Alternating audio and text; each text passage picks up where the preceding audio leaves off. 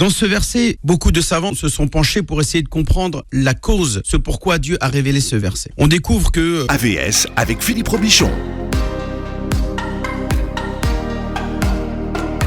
On commence par le verset du jour, Imam Delali. Alors le verset que je citerai, je vais d'abord le réciter.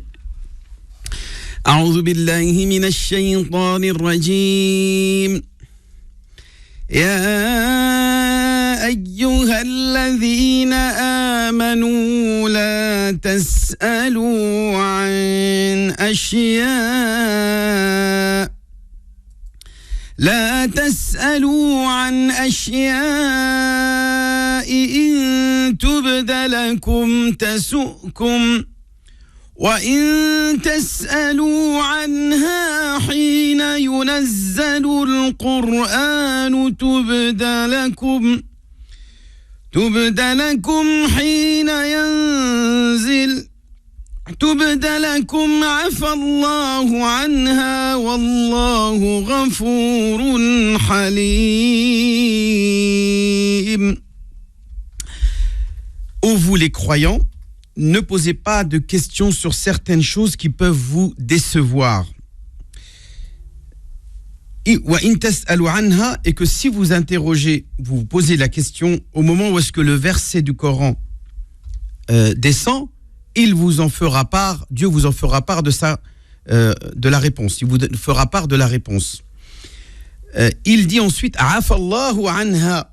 Dieu a voulu pour certaines questions vous épargner du tort de la réponse qui vous serait tenue. Et Dieu est pardonneur et tolérant et magnanime. Dans ce verset, Philippe, beaucoup de savants se sont penchés pour essayer de comprendre la cause, ce pourquoi Dieu a révélé ce verset. On découvre que certaines versions qui sont dans le Bukhari, qui sont dans d'autres ouvrages, des causes de la révélation rapportées par nos traditionnistes traditionnels, c'est-à-dire le Bukhari, Muslim, Tirmidhi, Ibn Majah, qui sont nos références en matière de tradition prophétique, nous font part de certains individus qui se moquaient du prophète en le faisant passer pour un devin qui avait réponse à tout.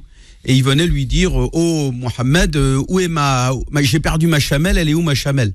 Ou un autre venait le voir et lui dit, qui est mon père? Puisque tu prétends être un prophète, qui est mon père? Donc ils étaient dans une démarche de provocation, istifzaz comme on dit en arabe, et une démarche de moquerie. Donc pour justement montrer que le prophète, soi-disant, était un charlatan. Et bien entendu, Allah Azza wa Jal est venu pour leur dire, mais arrêtez de poser des questions stupides, c'est complètement absurde que d'interpeller le prophète pour lui poser des questions qui n'ont rien à voir avec ce pourquoi il a été envoyé, c'est-à-dire le message d'Allah Azza wa Jal. Donc s'il a des questions à répondre, c'est sur ce qui va être en relation avec ce pourquoi il a été révélé, ce pourquoi il a été envoyé comme messager de Dieu. Moi je pense aussi qu'il faut élargir la compréhension de ce verset de la manière suivante.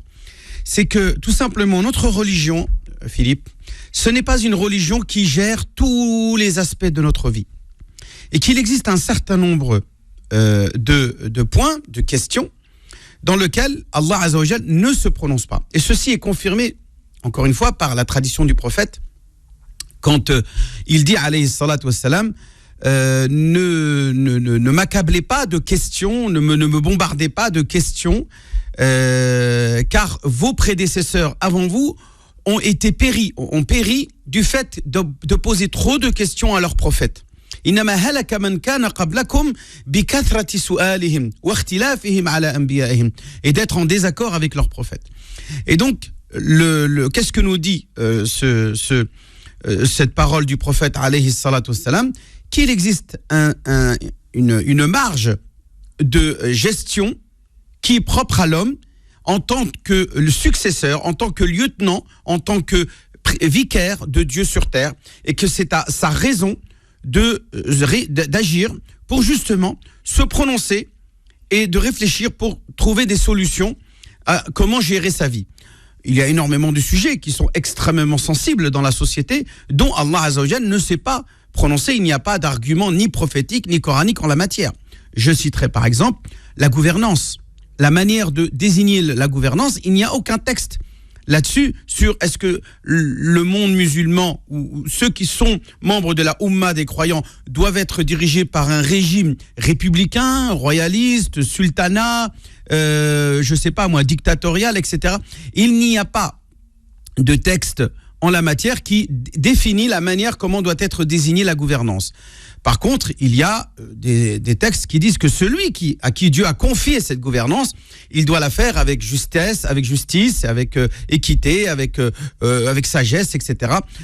Comme il l'a exigé, par exemple, du prophète David, qui était un roi, et à la fois roi et prophète. Donc dire que la royauté, par exemple, et le système monarchique est incompatible avec l'islam serait donc une atteinte à la manière comment Sayyidina Daoud a décidé de gérer sa nation et son royaume en tant que roi. Et son fils Salomon, Sulayman alayhi assalam, étaient donc des rois à qui Dieu a confié, mais qui en même temps Dieu n'a cessé d'exhorter dans le Coran, de diriger et de gouverner avec justice et équité. Il dit Ya Daoud, inna ja'alnaka khalifatan fil ard. Ô David, nous avons fait de toi notre vicaire sur terre. Fala tattabi'il hawa, ne suis pas tes passions. Fayudillaka an sabilillah, tu seras égaré du chemin de Dieu. Innal ladhina yadilluna an sabilillah, ceux qui sont égarés du chemin de Dieu, lahum adhabun shadidun bima nasu yawm al-hisab, ils auront un châtiment douloureux pour ce qu'ils auront négligé du fait qu'ils vont être examinés de ce pourquoi ils ont été à qui on a confié ce pouvoir. Donc, si tu veux, ce que je veux dire par là, c'est qu'il existe un ensemble, un ensemble de choses qui relèvent de notre vie, dont Allah Azza wa Jal ne s'est pas prononcé. D'accord, alors là on a la gouvernance, mais il y en a plein d'autres. Plus quotidien. Plus quotidien. Eh bien, justement, c'est le sujet que nous allons aborder tout à l'heure, sur le fait que Allah Azza wa Jal nous a pas imposé une manière de nous habiller, par exemple. Il n'y a pas une norme spécifique sur comment doit-on nous habiller. Et qu'est-ce qu'il est dit ? Il est dit simplement que le musulman, comme la musulmane, doit avoir une tenue vestimentaire respectable et respectueuse des personnes qu'elle côtoie à l'extérieur de chez elle. En l'occurrence, elle doit être habillée décemment et ne doit pas être dans une démarche, je parle pour la femme, d'adicher ou de convoiter, de charmer les personnes autour d'elle, et qu'elle doit donc de ce fait cacher ses parures, elle doit cacher sa beauté et la réserver fidèlement que seulement à son partenaire à qui elle s'est engagée par un acte de mariage. Donc Allah Azza wa Jal, dans ce verset-là, il nous parle de cette tenue générale vestimentaire décente que la femme doit avoir, par exemple, mais il ne précise pas si on doit porter du vert, du bleu, du noir. Il ne dit pas si on doit porter une telle robe de telle confection, etc. Il laisse la largesse, tout un ensemble de choses qui relèvent de la vie. Par exemple, le code de la route, Philippe. La priorité à droite et pas la priorité à gauche, ou s'arrêter un stop, ou ne pas dépasser une ligne blanche, etc., sont des choses qui ont été inventées et innovées par l'homme dans l'intérêt de tous. Et on appelle cela à ce moment-là al-masalih al-mursala, c'est l'intérêt général qui légifère ce genre de règles et de lois.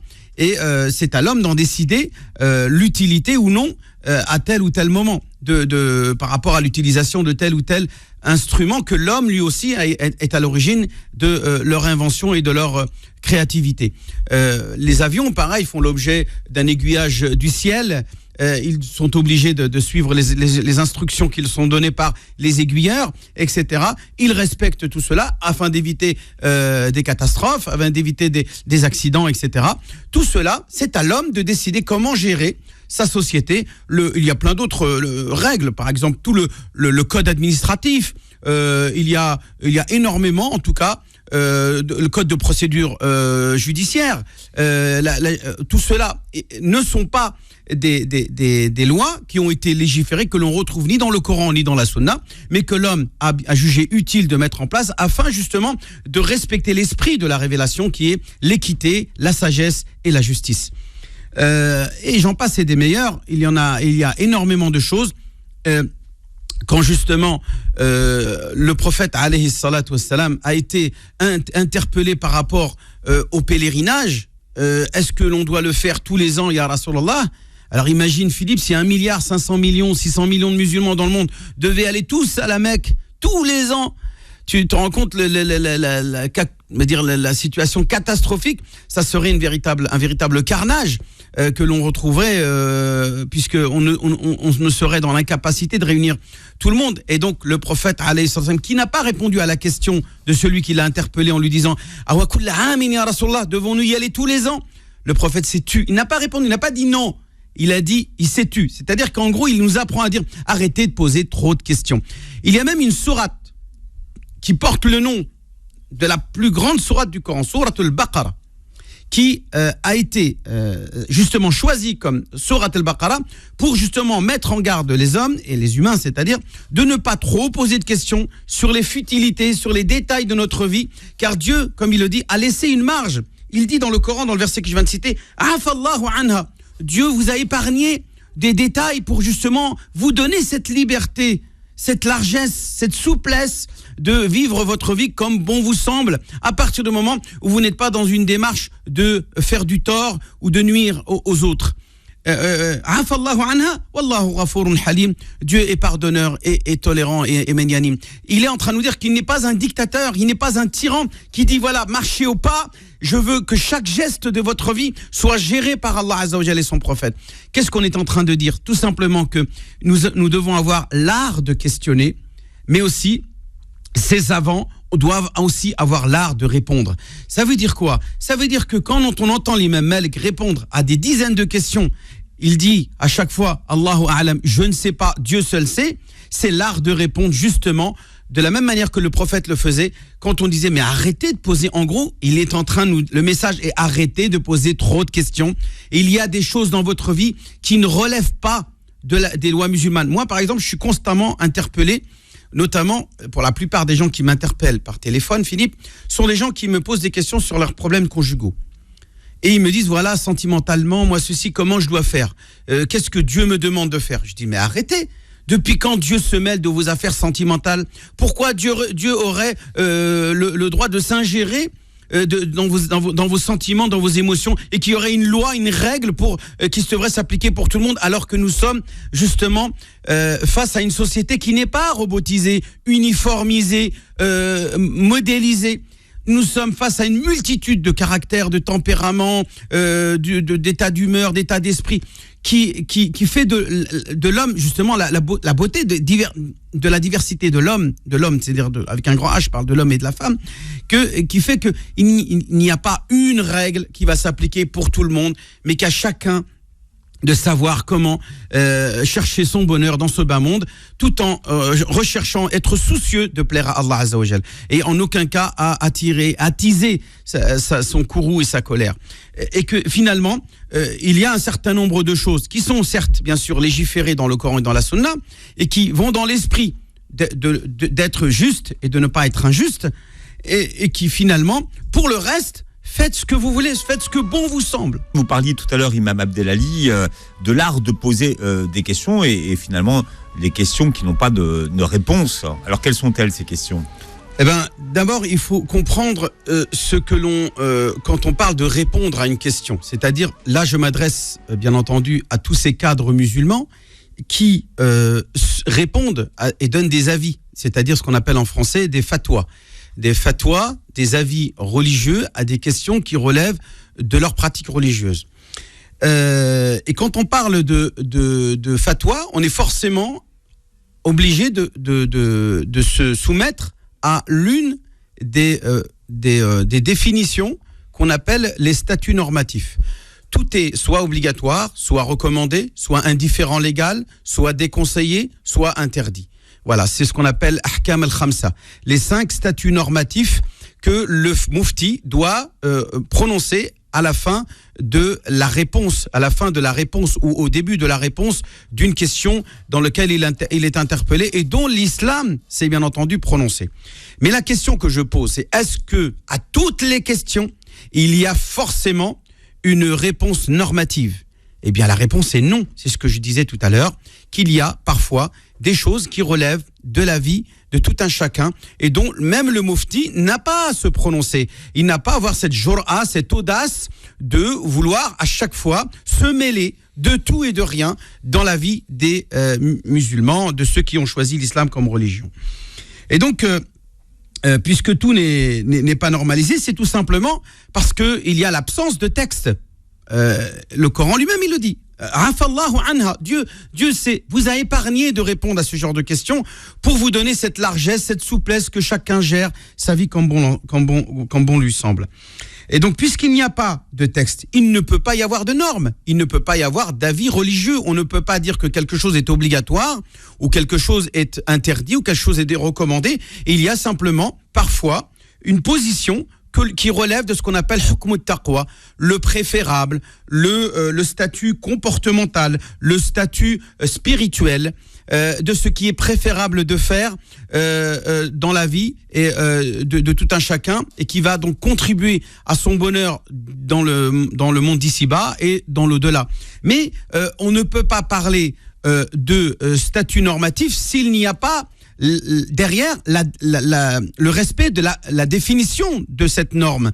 Je m'explique, Philippe. Quand je dis quelque chose est obligatoire, fard, les ulama définissent ce que c'est que le fard. Il dit huwa ma yuthabu ala fi'lihi, c'est ce qui est récompensé si on le fait, wa yu'aqabu ala tarkihi, et ce qui fait l'objet d'une punition si on le délaisse. Et donc moi par exemple, quand j'entends un hadith du prophète alayhi salatu wassalam qui me dit délaissez vos barbes et taillez vos moustaches. Il y a même 22 riwayas, 22 versions, 22 hadiths avec leur chaîne rapporteuse qui répètent à peu près cette même formule. Est-ce que j'en conclus que donc c'est obligatoire pour moi de délaisser ma barbe et que si je taille ma barbe, je suis voué à l'enfer et que je suis ceci, cela? Eh bien moi, j'interroge ces savants qui disent que c'est obligatoire. Où est la punition? Où est la sanction divine qui sanctionne le fait de ne pas respecter cette recommandation prophétique? J'en donne un autre exemple encore plus évident. Dans le verset le plus grand du Coran, qui est dans la sourate la plus grande du Coran, qui est qu'on appelle le verset de la dette, dans lequel Dieu dit: ô vous les croyants, si vous contractez une dette, écrivez-le. C'est-à-dire, il faut l'écrire et le faire signer par des témoins, etc. Ya ayyuhalladhina amanu idha tadayantum bidaynin ila ajalin musamman faktubuh, écrivez-le. C'est un verbe à l'impératif, donc qui normalement doit être compris comme étant une obligation. Mais on sait que le prophète a contracté énormément de dettes lui-même, et ses compagnons l'ont fait, et n'ont jamais écrit, et n'ont jamais rédigé le contrat de dette. Donc, est-ce que ça veut dire qu'ils ont désobéi à Dieu? Est-ce que ça veut dire qu'ils vont subir le courroux de Dieu parce qu'ils n'ont pas obéi à Dieu? C'est complètement absurde. Il existe, je le rappelle, un certain nombre de prescriptions qui relèvent d'autres définitions que le statut obligatoire. Il y a ce qui est recommandé, ce qui est indifférent légal. Par exemple, quand Dieu il dit wa idha halaltum fastadu, il donne à l'impératif l'obligation à tous ceux qui se désacralisent de pèlerinage d'aller chasser. Est-ce que vous avez vu, Philippe, après le pèlerinage, les gens prennent des fusils et des cannes à pêche et ils vont aller chasser ou pêcher à la mer ou dans la forêt ou dans le badia de Makkah al-Mukarrama? Bien sûr que non. Et pourtant, Dieu il dit wa idha halaltum fastadu, quand vous êtes désacralisés du pèlerinage, chassez. Eh bien, ça montre bien que toutes les injonctions coraniques ou prophétiques ne veulent pas forcément toujours dire que c'est obligatoire. Tout cela pour dire, Philippe, c'est que il existe donc des fatwas, des hukm fatwa, des statuts normatifs juridiques, et il y a des statuts normatifs comportementaux et spirituels qu'il ne faut pas mêler. Et donc, moi, quand je lis le Coran concernant toutes ces références prophétiques et coraniques qui parlent de les règles de bienséance vestimentaire de l'homme comme de la femme, et du comportement que doit avoir la femme notamment, eh bien, on constate qu'il s'agit bien entendu de versets qui relèvent de statuts normatifs comportemental et non pas juridiques. Et donc, finalement, tout le monde, tous ces gens qui m'interpellent et qui m'ont interpellé depuis que je suis passé à la radio pour expliquer ce que j'ai dit à la radio, eh bien, je leur ai dit finalement, il n'existe pas de texte qui impose de manière normative et de manière juridique le statut de se voiler ou de se dévoiler.